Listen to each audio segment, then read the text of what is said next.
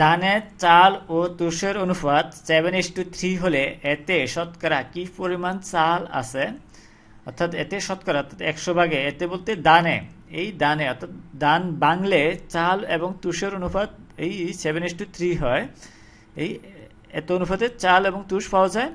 তো বলা হচ্ছে যে এতে তো দানে শতকরা কি পরিমাণ চাল আছে, এই শতকরা হিসেবে এই দানের মধ্যে কি পরিমাণ চাল থাকে এটা আমাদেরকে বের করতে বলা হয়েছে।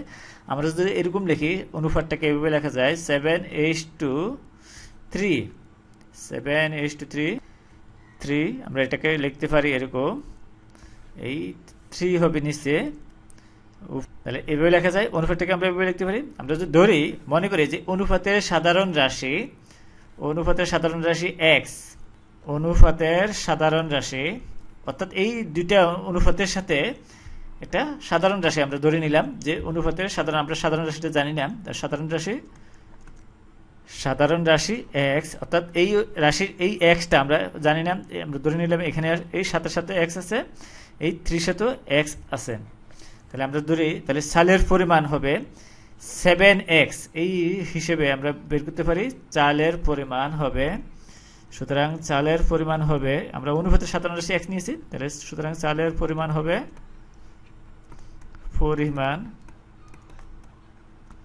হবে এই 7x, 7 into x এটা, এবং এই তুষের পরিমাণ হবে সুতরাং তুষের পরিমাণ হবে এই 3x এটা।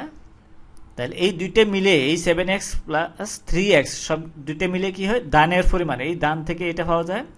তাহলে আমরা সুতরাং দানের পরিমাণ লিখতে পারি। সুতরাং এই দানের পরিমাণ হবে এই 7x, আমরা লিখতে পারি এরকম, এই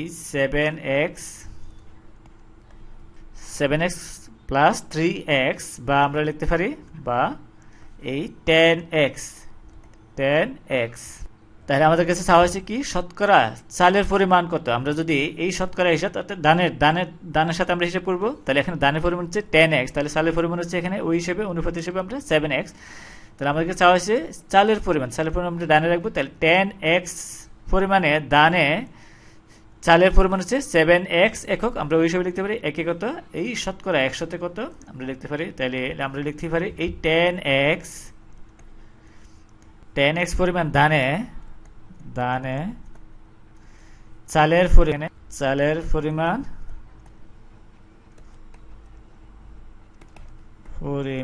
হচ্ছে কি 7x একক, আমরা জানি না কি পরিমাণ, তাহলে আমরা একক লিখে দিই। তাহলে এই 1 যদি লিখি, এই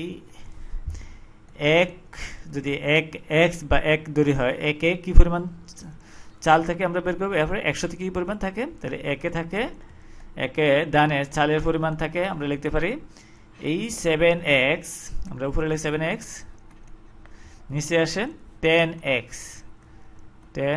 এত একক। তাহলে শতকরা বা 100তে কি পরিমাণ, 100তে দানের পরিমাণ হলে চালে কি পরিমাণ চাল থেকে আমরা বের করতে পারি। তাহলে 100 পরিমাণে দানে চালের পরিমাণ হবে, আমরা যদি একক লিখি এখানে নিচে আসে উপরে যাবে এই 100, আমরা যদি লিখি এই 100 আর 7x, আমরা লিখতে পারি এই 7x ডিভাইডেড বাই 10x, আমরা যদি ক্যান্সেল করি এই উপরে নিচে এই x যায়, তারপরে আমরা যদি ক্যান্সেল করি আবার এই 10 এই 100 10 আসে সমান আসে 70, আমরা লিখতে পারি এই 70 একক। তাহলে শতকরা এই 70% দানে চাল থাকে, সুতরাং 70%, সুতরাং চালের পরিমাণ